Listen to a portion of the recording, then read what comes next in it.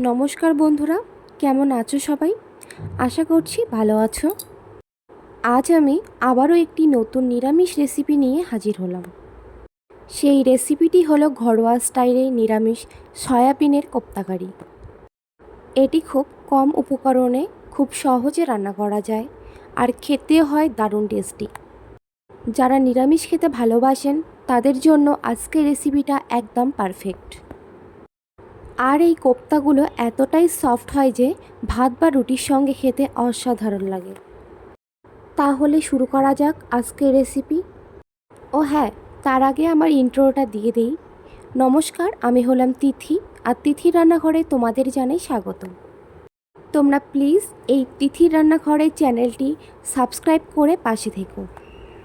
তাহলে বেশি বকবক না করে শুরু করছি আজকের এই নিরামিষ রেসিপিটা কিভাবে বানাবে।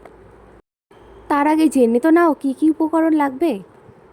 লাগবে সয়াবিন, যেটা না থাকলে রেসিপিটাই হয়তো হবে না। তারপর লাগবে আদা, বেসন, হলুদ গুঁড়ো, লঙ্কা গুঁড়ো, জিরে গুঁড়ো, নুন, গোটা জিরে, কাঁচা লঙ্কা, টমেটো। এবার তাহলে রেসিপিতে আসা যাক। প্রথমে সয়াবিনগুলোকে ভালো করে ধুয়ে সেদ্ধ করে নেব। আর সয়াবিন যেহেতু নরম, তাই সেদ্ধ হতে বেশি সময় লাগবে না। তারপর সেদ্ধ হয়ে গেলে সয়াবিনগুলোর জল চিপে চিপে বের করে নিতে হবে।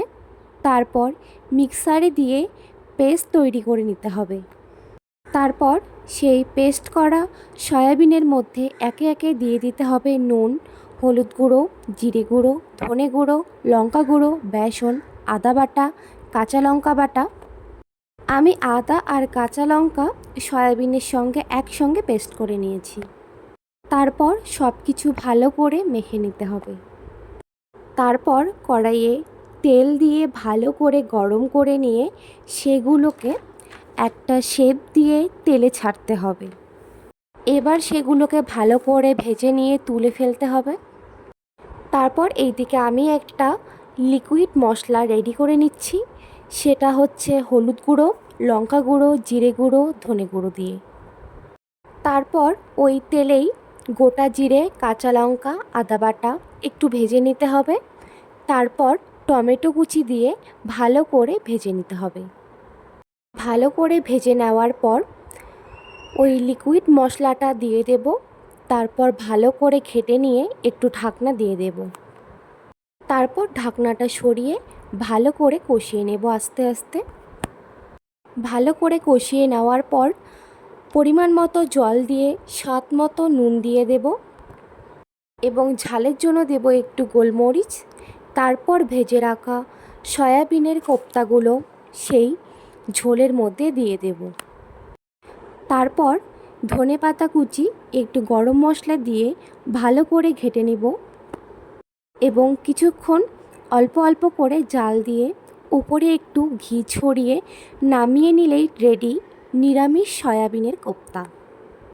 তো আমার এই রান্নার ভিডিও তোমাদের কেমন লাগলো তা প্লিজ কমেন্টে জানাতে ভুলবে না। আমার ভিডিও তোমাদের কেমন লাগে তা কমেন্টে জানাও। তোমরা এরপরে আমার কাছে আর কি কি রেসিপি দেখতে চাও সেটাও তোমরা কমেন্টে জানাতে পারো। আমার ভিডিও ভালো লাগলে তোমরা পারলে বন্ধুদের সঙ্গে শেয়ার করে দিও। আর এই রকম ভিডিও পেতে চ্যানেলটি সাবস্ক্রাইব করে রেখো, যাতে আমি ভিডিও আপলোড করার সঙ্গে সঙ্গে সেই ভিডিওটি তোমার কাছে গিয়ে পৌঁছয় আর তুমি ঝটপট দেখে নিতে পারো। তো দেখা হচ্ছে নতুন কোনো রেসিপি নিয়ে। সবাই ভালো থেকো, সুস্থ থেকো।